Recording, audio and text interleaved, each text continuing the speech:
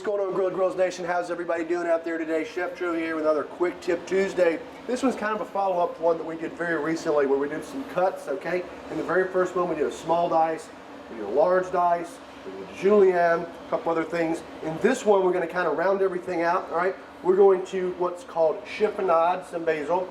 We're going to mince a piece of garlic, and we're going to cut a brunoise, okay, out of this cucumber. Brunoise is essentially a small dice on steroids. It's like even smaller, all right? So let's start there because it's probably our most difficult one today. All right, guys, you can do this with anything. As I said last time, all of these techniques, or the name for all of these techniques apply to anything that you're cutting, all right? So for this, I'm just going to kind of I'm going to kind of square this off just like we did the last time, all right? Beautiful. Have a nice square, all right? For our purposes here, I'm just going to cut this directly in half, all right? And then very, very, very gently down the sides. 1, 2, 3, 4, all right? This is used a lot in more like fine dining settings because it has to be such a precise cut, okay? We can see nice and small, squared off, okay? Very similar to the small dice, but a lot more fine, okay? For our purposes here today, we're just going to do a couple of these, all right? Very, very, very small strips, okay? Very small, as we can see. All right? This is typically done a lot with like vegetables and fruits. As we're doing today, we're doing a cucumber. All right, guys? And even more than our small dice, we want to get them really, really tight. One, just like that. All right? I think we all get the idea, but I'll finish this guy out for us, okay? All right, guys, we can kind of see here on the cutting board, super, super small, super fine, perfect squares. All right, that's our brunoise. That one's done. Perfect. All right, let's go ahead and get rid of all this stuff. And again, guys, that one's all about precision and taking your time. You're not going to be cutting a ton of fruit like that or a ton of vegetables like that. We use this a lot of times for a garnish or something very fine for soup. Okay, the other cuts are a little bit more rustic, meant to kind of grind through things really, really quick. Brunoise is supposed to be very intricate. It's not supposed to be very effective for your timing. It's all about just making it look nice. All right, next thing we got here, guys, we have a clove of garlic, and we're just gonna mince it, all right? I like to just start with rough chops, straight down, okay? And then we just start kind of going at it, all right? I'm gonna get this a nice mince. A lot of times when I'm cooking at home out there, Grilla Nation, I don't have time to mince something up really, really fine, so I'll just kind of go really, really kind of rough chops and kind of make it happen. But if you have the time to really get in there and mince it nice, then it just takes time. And we just repeat this process over and over and over. Can you tell us a little bit about how you get the that hand motion? That's very fluid how you're doing that. Yeah, absolutely. So let's take a quick pause, guys. When I'm holding a knife anytime, I'm holding it like this, all right? So imagine here's our knife.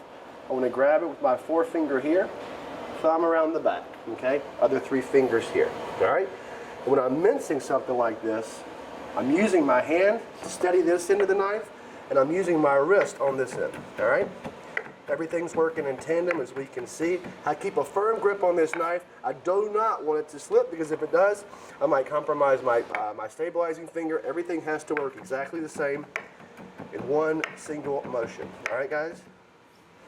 We're just going to keep mincing this. Now, one thing to keep in mind when you're mincing up garlic, especially garlic, you can mince anything, but garlic especially, the finer you cut garlic like this, the quicker it burns. And when garlic burns, it becomes very, very bitter. So when you're cutting it up this fine, you really need to kind of temper yourself when you get it onto the stove because it's going to burn really, really fast in that oil, okay? So I like to add minced garlic at the very last minute sometimes, just enough to get it hot and release some of those oils.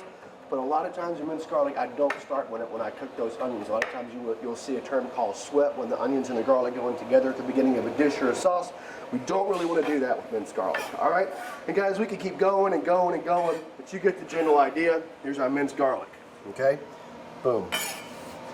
And then last but not least, and this one's easy, super, super easy, very effective.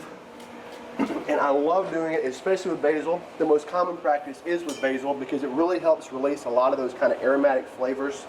It also looks really nice. This is called a chiffonade. All right, we're going to take some fresh basil leaves. The bigger ones actually are better for this. We'll do 3 or 4 of them. That's a nice looking duker right there. All right, cool.